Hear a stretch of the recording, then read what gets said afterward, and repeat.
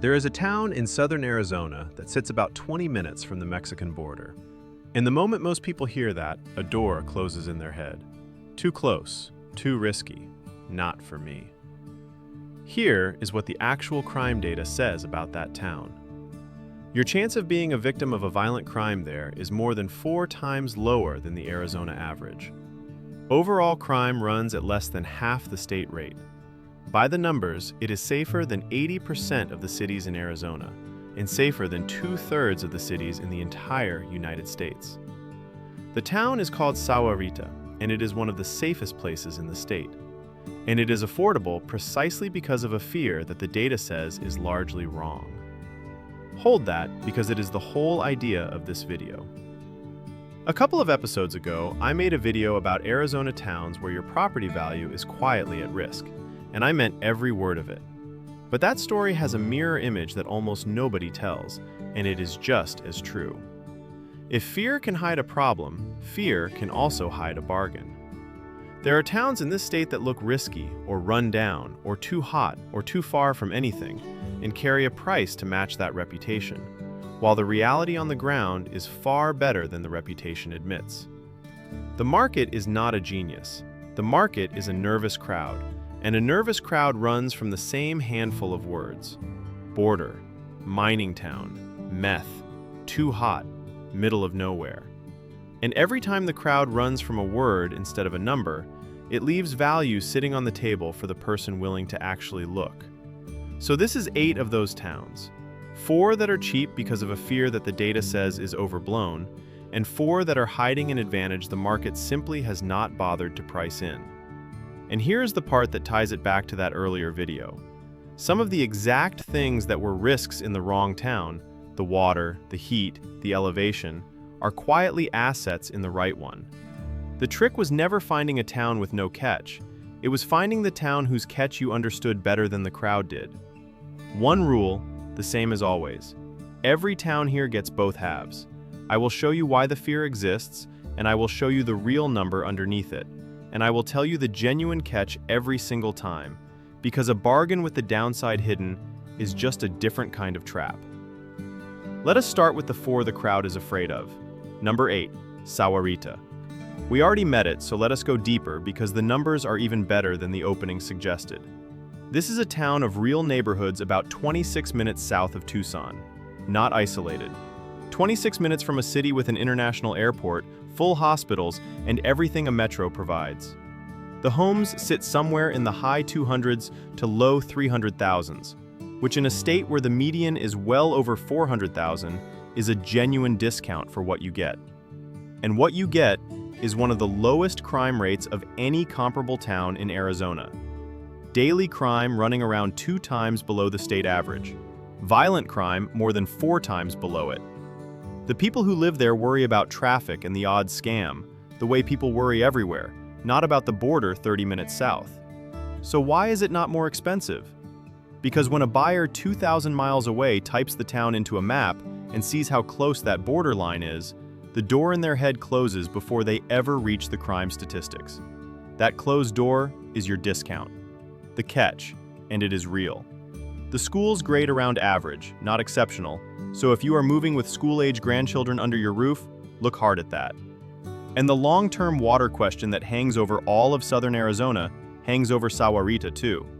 But for a retiree who wants safety, real services, and Tucson half an hour away, the fear on this one is doing you a favor. Number 7, Sierra Vista.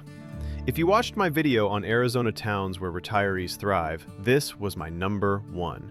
And I am bringing it back here for a different reason, because the market still has not caught up to it, and that gap is the opportunity. Sierra Vista sits about 90 minutes southeast of Tucson, near the border, up at around 4,600 feet. And that elevation is the whole secret. Summer highs sit in the low 90s, while Phoenix is over 110. Winters are cool and dry, with sunshine almost every day. It has, by the honest numbers, close to the mildest year-round climate of any real town in the state. Now put a price on that. The median home hovers around $200,000. Let me say that again because it should not be possible. the mildest climate in Arizona, a real hospital in town thanks to the military base at Fort Huachuca, a steady economy that does not rise and fall on tourism, some of the best birding in the country right at the edge of town, and the typical house costs $200,000. So where is the fear that keeps it cheap? Same as before. It is near the border, and it is 90 minutes from a big city, so the crowd files it under remote and risky and moves on. The crime picture rewards a second look. The town carries a solid B grade for safety, violent crime sits well below the larger Arizona metros, and the number that looks higher in some rankings is driven by property crime, not violence. Worth knowing, worth checking your specific neighborhood, not worth writing off a whole town over.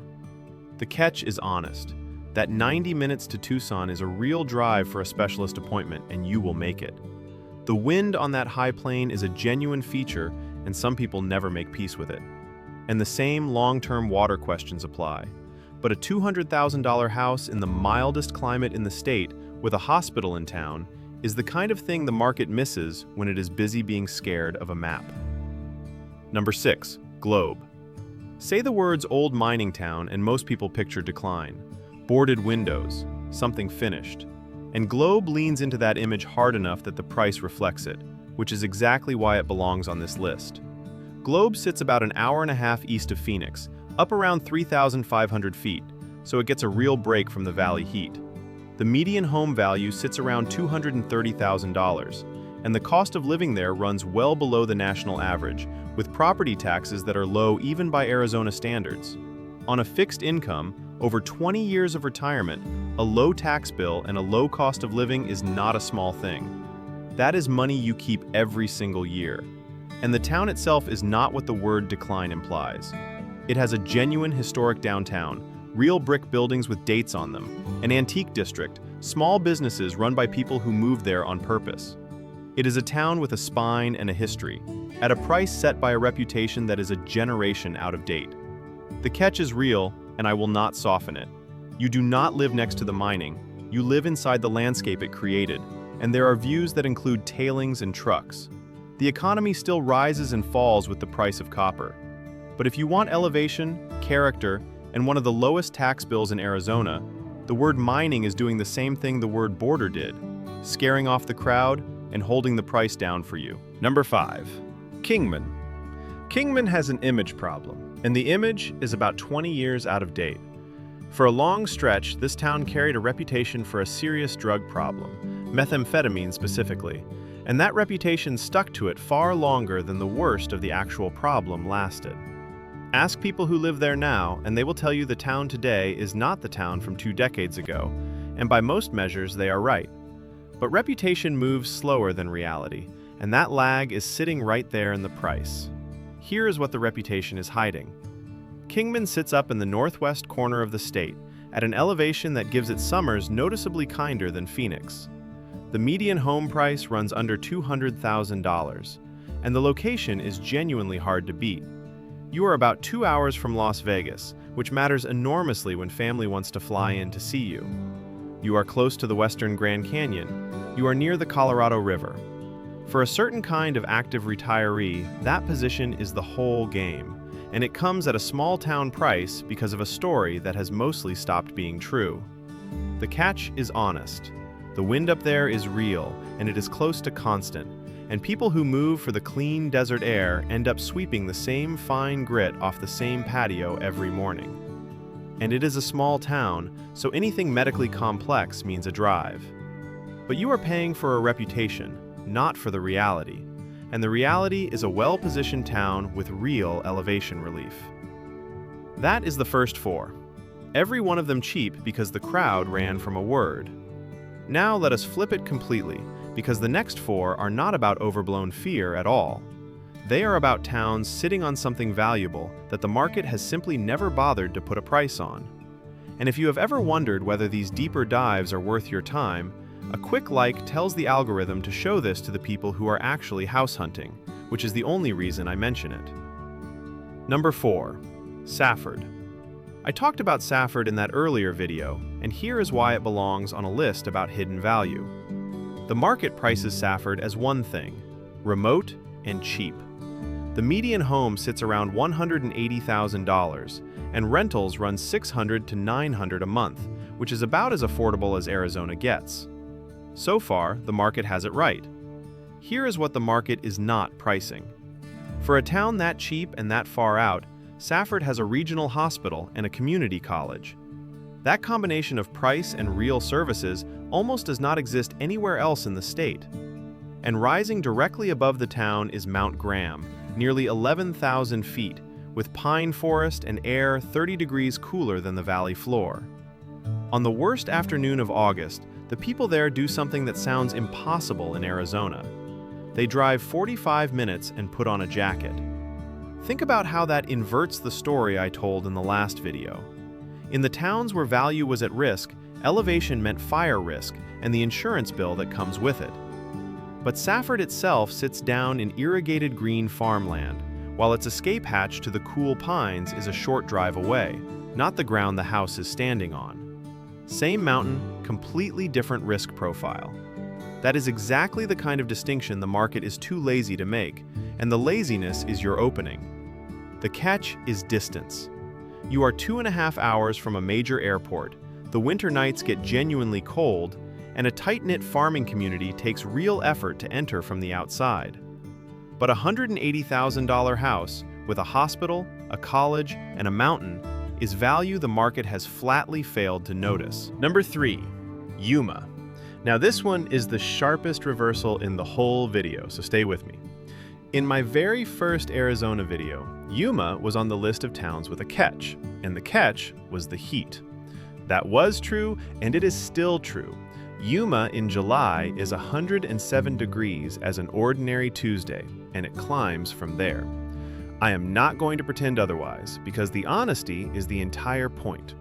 But here is what the market does with that heat. It prices Yuma as if it is only ever July, and it is not. Yuma is the sunniest city on planet Earth, with sunshine something like 90% of all daylight hours in a given year. And in the winter, that same relentless sun turns Yuma into one of the best value cold weather escapes in America. Highs around 76 degrees from November through February. Blue sky every day. No ice, no snow, nothing to scrape off anything. The population of that region swells every winter with people who figured out the only smart way to use Yuma, which is to be there in the winter. The median home often sits under $220,000, and there is a quiet bonus baked into the place. That valley grows something like 90% of the leafy greens Americans eat between November and March, which means the local agriculture keeps grocery prices genuinely competitive. So the heat that scares people off is the exact same sun that makes it a winter paradise and keeps the cost of living low. The market sees a liability. A clear-eyed buyer sees a seasonal instrument priced at a permanent discount. The catch is the summer, full stop. It is brutal and it is long, and the specialist medical care is stretched for a city that size. If you cannot see yourself either loving or escaping July, this is not your town. But if you can, the fear is handing you a bargain. Number 2, Bullhead City. Here is a word that should raise a price and somehow does not. Waterfront. Bullhead City sits right on the Colorado River in the far west of the state, directly across the water from Laughlin, Nevada, and it offers something genuinely rare in the American Southwest: actual riverfront living at prices that feel almost like a mistake. If you own a boat, this changes your entire life. The river is your backyard. Fishing, kayaking, boating, all of it right there. And 10 minutes across the bridge in Laughlin, you have casinos, dining, entertainment, and even part-time income if you want it. The winters are genuinely lovely, which is why the snowbird population swells every year. Arizona has no state income tax, and Nevada is a 10-minute drive when you want a change of scenery. So why does riverfront cost so little here?